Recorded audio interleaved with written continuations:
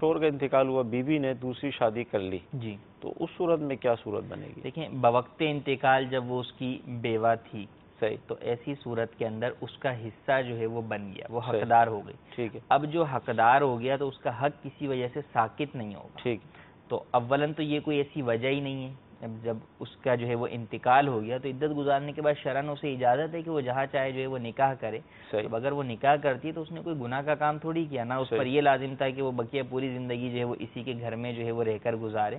تو ایسی صورت کے اندر چاہے اولاد ہو یا نہ ہو، دونوں صورتوں میں اگر اس نے آگے نکاح کر لیا تو اس کا اپنا حصہ برقرار رہے گا۔ یہ ایک پایا جاتا ہے کہ بھئی اگر تو بھابھی جو ہے وہ